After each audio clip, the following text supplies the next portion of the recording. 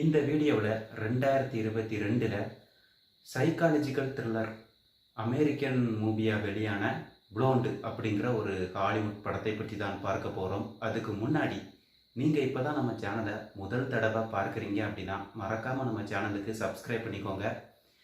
இந்த வீடியோ பார்த்து உங்களுக்கு பிடிச்சிருந்தா இந்த வீடியோவுக்கு ஒரு லைக்கும் போட்டுருங்க. இப்போ ப்ளோண்டு அப்படிங்கிற இந்த ஹாலிவுட் படத்தோட கதையை பற்றி நாம் இந்த இடத்துல கொஞ்சம் பார்த்துடலாம். இந்த படத்தில் ஒரு சின்ன பொண்ணுடைய அம்மா அந்த சின்ன பொண்ணுக்கிட்ட சர்ப்ரைஸ் அப்படின்னு சொல்லி ஒரு நபருடைய ஃபோட்டோவை காட்டுறாங்க. இந்த ஃபோட்டோவில் இருக்கிற இந்த ஆள் யாருன்னு உனக்கு தெரியுமா அப்படின்னு அந்த சின்ன பொண்ணுடைய அம்மா கேட்குறாங்க. அதுக்கு அந்த சின்ன பொண்ணு இந்த நபர் யார் அப்படின்னு பதிலுக்கு கேட்குறா. அதுக்கு அந்த சின்ன பொண்ணுடைய அம்மா அந்த ஃபோட்டோவை காட்டி இதில் இருக்கிற இவர் தான் உன்னுடைய அப்பா அப்படின்னு சொல்லுறாங்க. இதை கேட்குற அந்த சின்ன பொண்ணு உடனே அந்த ஃபோட்டோவை தொட போகிறா. இல்லை, இந்த ஃபோட்டோவை நீ தொட முடியாது, நீ தொட முடியாத தூரத்தில் உன்னுடைய அப்பா இருக்காரு அப்படின்னு அந்த சின்ன பொண்ணுடைய அம்மா சொல்லுறாங்க. இந்த இடத்துல கான்செப்ட் என்ன அப்படின்னா, அந்த சின்ன பொண்ணுடைய அம்மா இருக்காங்க இல்லையா, அவங்க கர்ப்பமாக இருக்கும்போதே அவங்களுடைய கணவர் அவங்கள விட்டுட்டு ஓடி போயிட்டாரு. அதுக்கு காரணம் அந்த அம்மாவுக்கும் அவங்களுடைய கணவருக்கும் திருமணம் ஆகிறதுக்கு முன்னாடியே அந்த அம்மா கர்ப்பமாயிட்டாங்க. இந்த குழந்தைய கலைச்சிடு அப்படின்னு அந்த அம்மா கிட்ட அவங்களுடைய கணவர் சொல்லியிருக்காரு. ஆனால் அதுக்கு அந்த அம்மா கேட்கல. இதனாலேயே அந்த அம்மா விட்டுட்டு அவங்களுடைய கணவர் ஓடி போயிட்டாரு. தனக்கு பிறந்த இந்த குழந்தையினால தான் தன்னுடைய கணவர் தன்னை விட்டுட்டு ஓடி போயிட்டாரு அப்படின்னு அந்த அம்மா தன்னுடைய குழந்தை மேலே ரொம்பவே வெறுப்படைகிறாங்க. இந்த ஒரு வெறுப்பு கொஞ்ச நாளைக்கு அப்புறம் ஒரு மன அழுத்தத்தை கொடுக்குது. அந்த மன அழுத்தம் ரொம்பவே மோசமான ஒரு மனநிலைக்கு போனதுக்கு அப்புறமா தனக்கு பிறந்த அந்த சின்ன பொண்ணை ஒரு கட்டத்துக்கு மேலே தண்ணி தொட்டியில் அமுக்கி கொலை பண்ண முயற்சி பண்ணுறாங்க அந்த அம்மா. தன்னுடைய அம்மா தன்னை கொலை பண்ண முயற்சி பண்ணுறாங்க அப்படின்னு தெரிஞ்சுக்கிற அந்த சின்ன பொண்ணு தன்னுடைய அம்மா கிட்டேருந்து தப்பிச்சு வீட்டை விட்டு வெளியே ஓடி பக்கத்து வீட்டுக்காரம்மா கதவை போய் தட்டுறா. என்னுடைய அம்மாவுக்கு உடம்பு சரியில்லை, அவங்களுக்கு உங்களுடைய உதவி தேவை அப்படின்னு பக்கத்து வீட்டுக்காரம்மா கிட்ட உதவி கேட்குறா அந்த சின்ன பொண்ணு. அதுக்கு பக்கத்து வீட்டுக்காரம்மா அந்த சின்ன பொண்ணை தன்னுடைய வீட்டில் தங்க வைக்கிறாங்க. அதுக்கு அடுத்த நாள் அந்த சின்ன பொண்ணை பக்கத்து வீட்டுக்காரம்மா ஒரு காரில் கூட்டிகிட்டு போகிறாங்க. அந்த கார் ஒரு இடத்துல போய் நிற்கிது. அந்த சின்ன பொண்ணு நாம் எங்கே வந்திருக்கோம் அப்படின்னு அந்த பக்கத்து வீட்டுக்காரம்மா கிட்ட கேட்குறா. அதுக்கு அந்த பக்கத்து வீட்டுக்காரம்மா சொல்கிறாங்க, உன்னுடைய அம்மாவுக்கு உடம்புக்கு முடியல, ஸோ நீ உன்னுடைய அம்மா கூட இருக்க முடியாது, அது மட்டும் இல்லாமல் நானும் உனக்கு அம்மா பார்க்க முடியாது, எங்களுக்கு வேறு வழி இல்லை அப்படிங்கிறாங்க.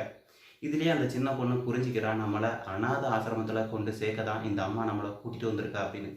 உடனே அந்த பக்கத்து வீட்டுக்காரம்மா கிட்ட இந்த சின்ன பொண்ணு சொல்லுதா, இங்கே பாருங்கள், எனக்கு ஒரு அப்பா இருக்காரு, எனக்கு அம்மாவும் இருக்காங்க, நீங்கள் இப்படி பண்ண முடியாது அப்படிங்கிறா. இதுக்கு அந்த பக்கத்து வீட்டுக்காரம்மா, இல்லைம்மா எங்களுக்கு வேறு வழி இல்லை, நீ புரிஞ்சிக்க அப்படின்னு அந்த சின்ன பொண்ணை கையை பிடிச்சி தரன்னு இழுத்துட்டு போகிறாங்க அந்த அநாத ஆசிரமத்தில் கொண்டு போய் சேர்க்க. அந்த சின்ன பொண்ணு அந்த பக்கத்து வீட்டுக்காரம்மா கையை பிடிச்சிக்கிட்டு அழுதுகிட்டே நடந்து போகிறா. தனக்கு ஒரு அம்மா இருந்தும் ஒரு அப்பா இருந்தும் அவங்களுடைய ஆதரவு முழுமையாக கிடைக்காம அநாத ஆசிரமத்தில் வளர அந்த ஒரு சின்ன பொண்ணு பிற்காலத்தில் வளர்ந்து ஒரு பெண்மணியாக ஆகி ஹாலிவுட் சினிமாவில் எப்படி நம்பர் 1 ஹீரோயினாக வர்றாங்க.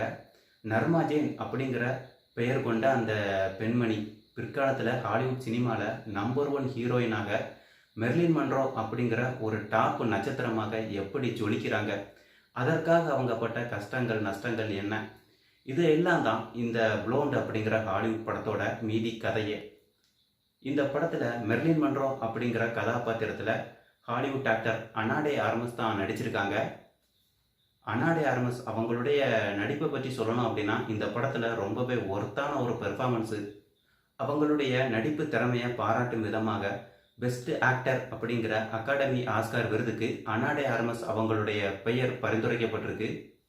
இந்த படம் ஒரு சைக்கலாஜிக்கல் த்ரில்லர் மூவி அப்படின்னதுமே விறுவிறுப்பாக இருக்கும் அப்படின்னு நீங்கள் நினைக்க வேண்டாம். இந்த படம் ரொம்பவே சென்டிமெண்ட் நிறைஞ்ச ஒரு எமோஷ்னல் மூவி. ஸோ ரொம்ப ஸ்லோவாகத்தான் இந்த படம் நகரும்.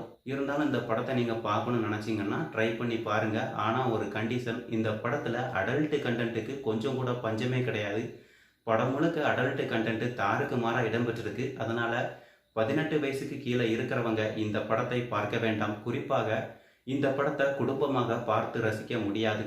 இது போன்ற மேலும் ஒரு ஹாலிவுட் மூவி விமர்சனம் மூலமாக நான் உங்களை மீண்டும் சந்திக்கிறேன். அதுவரை உங்களிடமிருந்து விடைபெறுவது உங்கள் ஹாலிவுட் சினிமா பார்வை.